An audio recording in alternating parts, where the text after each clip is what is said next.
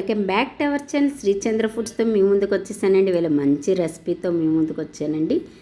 Veg non veg కాంబినేషన్లో చాలా టేస్ట్గా ఉంటుందండి. బీరకాయ పొట్టు తీసుకొని శుభ్రం చేసి కడిగి పెట్టుకొని చిన్నగా కట్ చేసుకోవాలి. ఈ విధంగా బీరకాయని ఇవాళ లంచ్కి అయితే నేను బీరకాయను ఎగ్ కర్రీతో ప్రిపేర్ చేస్తున్నానండి.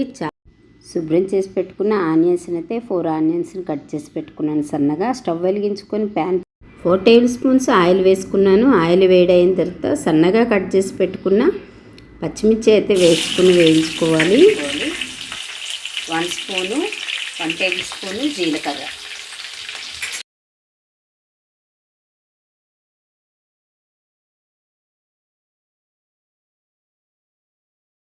చేసి పెట్టుకున్న ఆనియన్ వేసుకోవాలి.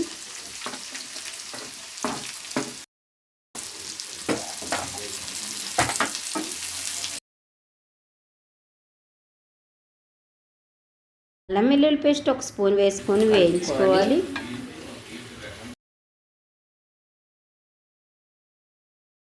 ఆనియన్స్ బ్రౌన్ కలర్ వచ్చినంత వరకు వేయించుకొని 1/2 టేబుల్ స్పూన్ పసుపు వేసుకొని వేయించుకోవాలి.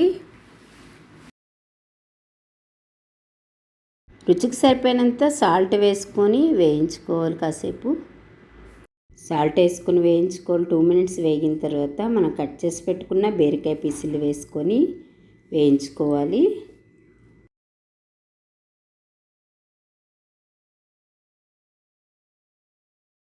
మూత పెట్టుకొని మధ్యలో ఓపెన్ చేసి అప్పుడప్పుడు కలుపుకుంటూ ఉండాలి, లేదంటే అడుగు పడుతుంది, మాడుతుంది, స్మెల్ వస్తుందండి.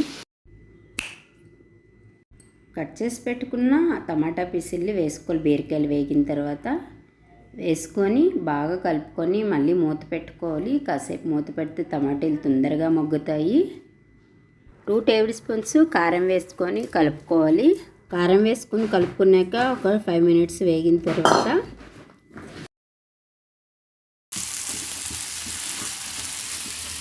బీరకాయ టమాటా వేగిపోయిందండి. వేగిపోయాక నేనైతే 5 ఎగ్స్ అయితే వేస్తున్నాను. బీరకాయ ఎగ్ కర్రీ కాబట్టి 5 ఎగ్స్ని బ్రేక్ చేసుకొని వేసుకోవాలి. ఎగ్గులు వేసుకొని కాసేపు క్లోజ్ చేసి 5 ఎగ్స్ వేసుకున్నాకండి సరిపోయిన మూత పెట్టుకొని క్లోజ్ చేసుకోవాలి. 5 మినిట్స్ వరకు ఓపెన్ చేయొద్దు. 5 మినిట్స్ వేగిన తర్వాత రివర్స్ చేసుకోవాలి. ఎగ్గు బీరకాయ కర్రీని రివర్స్ చేసుకొని మళ్ళీ మూత పెట్టుకోవాలి. కాసేపు మళ్ళీ 5 మినిట్స్ వేగుతుంది.